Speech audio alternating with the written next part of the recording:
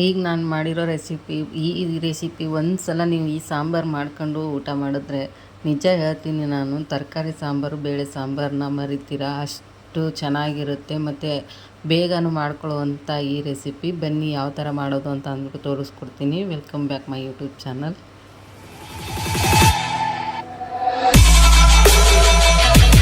Okay,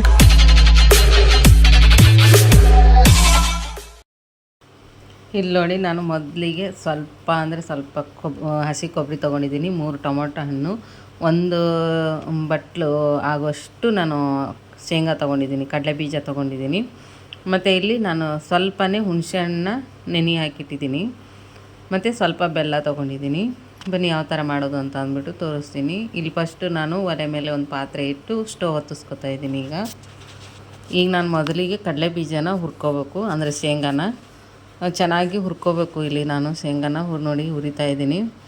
ಸ್ವಲ್ಪ ಸೀದ್ಬಿಟ್ಟು ನೀಟಾಗಿ ಎಲ್ಲ ಹುರ್ಕೊಂಡು ನಾನೀಗ ಬೇರೆ ಪಾತ್ರೆಗೆ ತೊಗೋತಾ ಇದ್ದೀನಿ ನೋಡಿ. ಇದಾದಮೇಲೆ ನಾನು ಈಗ ಇಲ್ಲಿ ಟೊಮೊಟೊ ಹಣ್ಣನ್ನು ಹುರಿತಾ ಇದ್ದೀನಿ. ಟೊಮೊಟೊ ಹಣ್ಣು ಅಷ್ಟೇ ಚೆನ್ನಾಗಿ ಹುರ್ಕೋಬೇಕು. ಒಂದು ಸ್ವಲ್ಪ ಎಣ್ಣೆ ಹಾಕಿಬಿಟ್ಟು ಇಲ್ಲಿ ಟೊಮೊಟೊ ಹಣ್ಣನ್ನ ಹುರಿತಾ ಇದ್ದೀನಿ ನಾನು.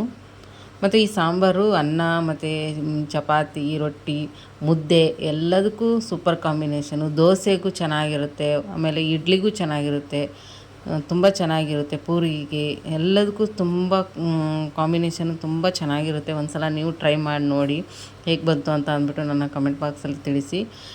ಮತ್ತು ಈಗ ನಾನು ಟೊಮೊಟೊ ಹಣ್ಣು ತೆಗೆದುಬಿಟ್ಟು ಈಗ ಕೊಬ್ಬರಿ ತೋರಿಸಿದ್ನಲ್ಲ, ಹಸಿ ಕೊಬ್ಬರಿನ ಸ್ವಲ್ಪ ಅದನ್ನು ಹುರಿತಾ ಇದ್ದೀನಿ.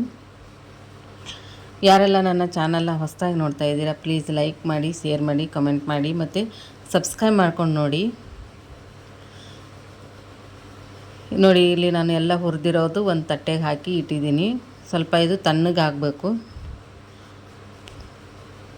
ಇದಕ್ಕೆ ಬೇಕು ಅಂದರೆ ಬಿಳಿ ಎಳ್ಳು ಹಾಕೋಬೋದು, ಬೇಡ ಅಂದರೆ ಬೇಡ, ಸ್ಕಿಪ್ ಮಾಡ್ಬೋದು.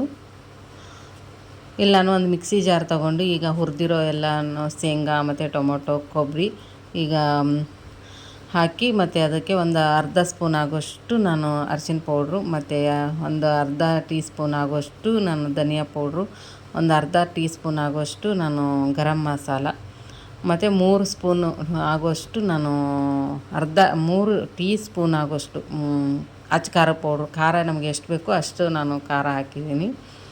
ಮತ್ತು ರುಚಿಗೆ ತಕ್ಕಷ್ಟು ಉಪ್ಪು ಇಷ್ಟು ಹಾಕಿ ಈಗ ಇದನ್ನು ನಾನು ಗ್ರೈಂಡ್ ಮಾಡ್ಕೊಂಬರ್ತೀನಿ.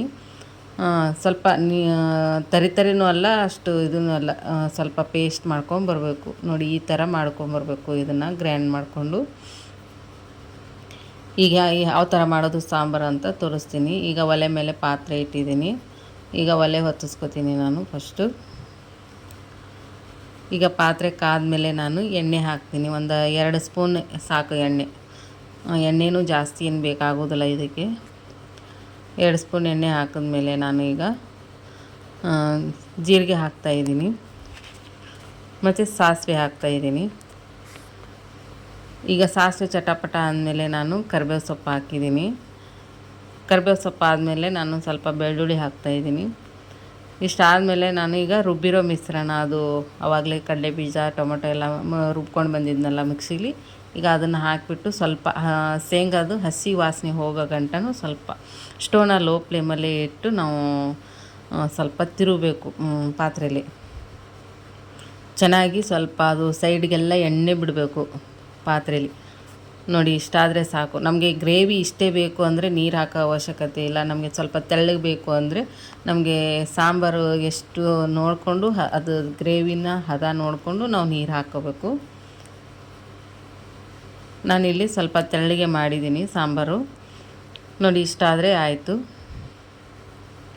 ಈಗ ಇದಕ್ಕೆ ನಾನು ಬೆಲ್ಲ ಹಾಕ್ತಾಯಿದ್ದೀನಿ, ಮತ್ತು ಇಲ್ಲಿ ಹುಣಸೆ ಹುಳಿ ಹಾಕ್ತಾಯಿದ್ದೀನಿ. ಮತ್ತು ಪಟಾಪಟ ಅಂತಲೂ ಮಾಡ್ಕೊಳ್ಳುವಂಥ ಈ ರೆಸಿಪಿ ತುಂಬ ಚೆನ್ನಾಗಿರುತ್ತೆ. ಒಂದು ಸಲ ನೀವು ಮಾಡಿ. ಇದು ಉತ್ತರ ಕರ್ನಾಟಕದ ಫೇಮಸ್ ಶೇಂಗಾ ಸಾರು ಅಂತಲೇ ಅನ್ನೋದು. ತುಂಬ ಚೆನ್ನಾಗಿರುತ್ತೆ. ಒಂದು ಸಲ ನೀವು ಟ್ರೈ ಮಾಡಿ. ಹೇಗೆ ಬಂತು ಅಂತ ಅಂದ್ಬಿಟ್ಟು ನನ್ನ ಕಮೆಂಟ್ ಬಾಕ್ಸಲ್ಲಿ ತಿಳಿಸಿ.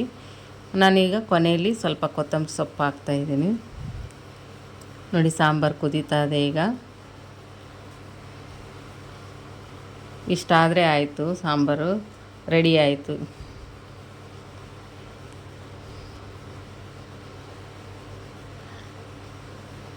ಈಗ ನಾನು ಸಾಂಬಾರು ಕುದ್ಮೇಲೆ ಈಗ ಸ್ಟೋವ್ನ ಲೋ ಫ್ಲೇಮಲ್ಲಿಟ್ಟು ಸಾಂಬಾರನ್ನ ಕುದಿಸ್ಬೇಕು, ಇಲ್ಲಾಂದರೆ ಉಕ್ಕೋ ಚಾನ್ಸ್ ಇರುತ್ತೆ. ನಾನೀಗ ತಟ್ಟೆ ಮುಚ್ಚಿ ಪಾತ್ರೆನ ಸ್ಟೋವ್ನ ಆಫ್ ಮಾಡಿದೆ. ಈಗ ನಾನು ಒಂದು ತಟ್ಟೆಗೆ ಅನ್ನ ಮಾಡಿದ್ದೆ, ಬಿಸಿ ಅನ್ನಕ್ಕೇ ನಾನು ಸಾಂಬಾರನ್ನ ಸರ್ವ್ ಮಾಡ್ತಾಯಿದ್ದೀನಿ. ಬಿಸಿ ಬಿಸಿ ಅನ್ನ ಮತ್ತು ಸಾಂಬಾರು ಮೇಲ್ಗಡೆ ಸ್ವಲ್ಪ ತುಪ್ಪ ಹಾಕ್ಕೊಂಡು ತಿಂತಾಯಿದ್ರೆ ತುಂಬ ಚೆನ್ನಾಗಿರುತ್ತೆ. ಬೇಕು ಅಂದರೆ ಇದಕ್ಕೆ ಸಂಡಿಗೆನೂ ಮಾಡ್ಕೋಬೋದು, ಸಂಡಿಗೆ, ಹಪ್ಪಳ, ಉಪ್ಪಿನಕಾಯಿ. ತುಂಬ ಅಂದರೆ ತುಂಬ ಚೆನ್ನಾಗಿರುತ್ತೆ ಈ ಸಾಂಬಾರು. ಒಂದು ಸಲ ನೀವು ಟ್ರೈ ಮಾಡಿ ಹೇಗೆ ಬಂತು ಅಂತ ಅಂದ್ಬಿಟ್ಟು ನನ್ನ ಕಮೆಂಟ್ ಬಾಕ್ಸಲ್ಲಿ ತಿಳಿಸಿ. ನೋಡಿ, ನಾನಿಲ್ಲಿ ಸಾಂಬಾರು ಮತ್ತು ತುಪ್ಪ ಹಾಕ್ಕೊಂಡು ತೋರಿಸ್ತಾ ಇದ್ದೀನಿ ನೋಡಿ.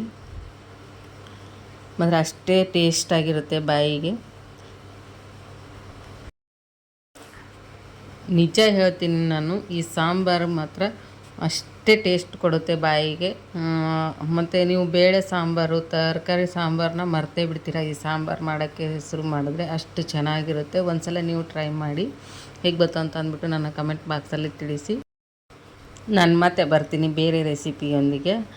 ಅಲ್ಲಿವರೆಗೂ ಎಲ್ಲರಿಗೂ ಬಾಯ್ ಬಾಯ್.